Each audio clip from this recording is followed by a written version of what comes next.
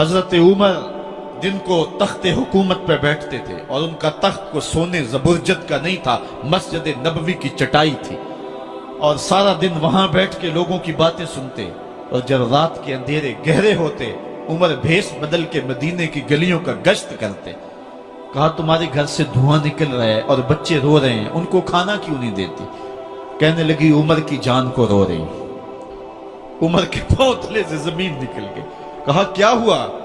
कहा 3 दिन से हमारे यहां खाने के लिए कुछ नहीं है, रोजाना बच्चे रोते हैं और मैं हंडिया के अंदर पत्थर डाल करके नीचे से आग डालती रहती हूं कि बच्चे इंतजार कर करके सो जाएंगे, कम वक्त सो भी नहीं रहे और वो पत्थर पकेंगे भी क्या, और मैं उमर की जान को रो रही हूं। हजरत उमर का कलेजा दहलने लगा। फौरन पलटे, वापस बैतुल माल में आए, घी का एक कनस्तर लिया, आटे की बोरी ली, मिर्च मसाला जात बहुत कुछ उठाया, अपने कंधे पे रखा, बोरी अपनी कमर पे लादी। उमर बैतुल माल से निकले तो आपके खादम असलम ने देख लिया, आगे बढ़ा, कहा मेरे आका मैं उठाता हूं। उमर की आंखों में आंसू है। कहा असलम कयामत के दिन मेरा बोझ उठा लोगे?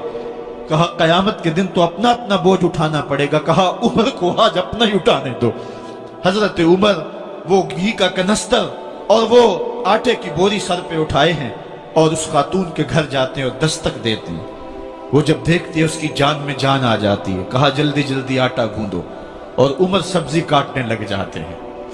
हजरत उमर रज़ी अल्लाह ताला अन्हो सब्जी तैयार कर देते, उधर आटा गूंद जाता है और फिर ऊपर चूल्हा रखा जाता है, चूल्हे के अंदर आग रखी जाती है, वो खाना पकाने लगती है, आग बुझती है। तारीख ने लिखा है आग बुझने लगती है, उमर झुक करके फूंके मारता है। उमर झुक झुक के फूंके मारता है। खाना पक गया और बच्चों के सामने खाना रख दिया, बच्चे खा रहे हैं। अब बच्चे रो रो के निढाल हो चुके थे। हजरत उमर अपने हाथों को और अपने घुटनों को और अपने पांव को जमीन पे लगा के, जिस तरह बकरी का बच्चा चलता है वेड़े के अंदर, कभी इधर चलते हैं कभी इधर चलते हैं, ताकि बच्चे मुझे देख के खुश हों और दिल में कहते उमर जितना रुलाया है अब इतना हंसाना भी पड़ेगा।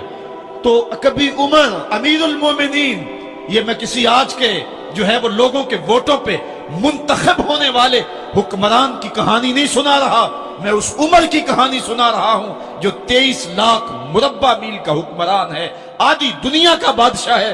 हजरत उमर जो है जिस तरह बकरी का बच्चा चलता है, इस तरह अपने हाथ और अपने घुटने जमीन पे टेक करके जो है वो इस तरह चलते हैं। बच्चे उमर को देख के मुस्कुराते हैं। जब बच्चे मुस्कुराने लगे तो हजरत उमर ने उस खातून से कहा बुढ़िया उमर को माफ कर दे। उसने कहा तू इतनी हमदर्दी क्यों करता है? कहा उमर बेचारा बड़ा फंसा हुआ है, फिक्र है उसको यरमूक को, फुस्तात हुलवान की, जब फतह है मिस्र तो तैयारी है ईरान की, आते जाते वफद से मुलाकात भी करता होगा और शब को मालूम हालात भी करता होगा, कांटों में उलझी हुई बेचारे की जान है, नींद उसको भी आती है, आखिर वो इंसान है, मेरी बहन उमर को माफ कर दे। उसने कहा नाना उमर की बात मेरे सामने न कर, कयामत का दिन होगा, उमर का गिरेबान होगा और मेरा हाथ होगा। जब उसने ये बात कही तो उमर बर्दाश्त न कर सके, बच्चों की तरह बिलक बिलक कर रोने लगे। कहा वो बदनसीब उमर तेरे सामने है, आज ही कहला जो कहना है, कयामत के दिन मुझे माफ रखना। उसने कहा तू उमर है? कहा बदनसीब उमर तेरे सामने खड़ा हूं। मेरे उमर कहते हैं अगर दजला के किनारे एक बकरी का बच्चा भी प्यासा मर गया उसका हिसाब भी उमर से लिया जाएगा। हजरत उमर निकले यरूशलेम में, एक ऊंट है एक गुलाम है, कभी वो सवार होता है कभी आप बारी मुकर्रर की है। जब करीब पहुंचे यरूशलेम के तो उमर की बारी नकेल पकड़ने की और गुलाम की बारी ऊपर सवार होने की आ गई। गुलाम ने कहा आका मैं मर्जी से अपनी बारी छोड़ता हूं, आप आ जाएं, दुश्मनों के मफतूहा इलाके में आ रहे हैं, ताजा ताजा इलाका फतह हुआ है, इस्लाम की शान और शौकत जाहिर हो। उमर ने कहा इस्लाम की शान और शौकत ऐसे जाहिर नहीं होती है, अपनी बारी पे तुम बैठोगे, अपनी बारी पे मैं बैठूंगा। लोग मुंतजर खड़े हैं, दूर से जब देखा कहा इसकी हैबत से कांपते थे हम, ये तो कोई हबशी लगता है, रंग काला है, होंठ मोटे हैं, इससे तो ज्यादा हसीन इसका गुलाम है जो आगे आगे चल रहा है। حضرت ابو عبیدہ نے کہا دھوکہ کھا رہے ہو، ہمارا آقا وہ نہیں ہے جو اونٹنی کے اوپر سوار ہے، ہمارا آقا وہ ہے جو لگام تھامے آگے آگے چل رہا ہے۔ حضرت عمر رضی اللہ تعالیٰ عنہ کو آگے بڑھ کے جابیہ کے مقام پہ حضرت ابو عبیدہ بن جراح نے استقبال کیا، تو حضرت عمر آگے بڑھے اور انہوں نے آگے بڑھ کر کے حضرت ابو عبیدہ کے دونوں کندھوں پہ ہاتھ رکھا، اور سنو حضرت عمر نے کیا کہا، کہا لا الہ الا اللہ انا کنا اذل قوم فاعزنا اللہ بالاسلام، کہا کہ لا الہ الا اللہ، اے ابو عبیدہ بن جراح، ہم ایک ذلیل قوم تھے اور اللہ نے ہمیں اسلام کی وجہ سے عزت عطا کی ہے۔ اور میں تمہیں ایک تاریخ ساز بات کہنے لگا ہوں، اور وہ یہ ہے کہ جب تک ہم اس عزت والے اسلام کے دامن کو تھامے رہیں گے ہماری عزت قائم رہے گی، اور جب اسلام کے علاوہ کسی اور جگہ سے عزت ڈھونڈیں گے تو رسوا کر کے رکھ دیے جائیں گے۔ یہ ہے وہ خلاصہ جو حضرت عمر نے امتوں کے عروج و زوال کا بیان کیا ہے۔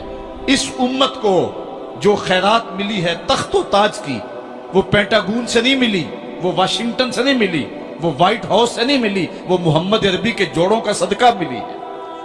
اس لیے جب ہم نے اسلام سے انحراف کیا، پاکستان حاصل کیا گیا تھا، پاکستان کا مطلب کیا؟ لا الہ الا اللہ۔ ہم نے اس نعرے کو چھوڑ دیا ہوا ہے، ہم نے انحراف کر دیا ہے۔ آج ہماری نظریں مغرب کی طرف لگی ہے کہ تخت و تاج اس سے نصیب ہوتے ہیں، اور دنیا کے اوپر ہم رسوا ہو کے رہ گئے۔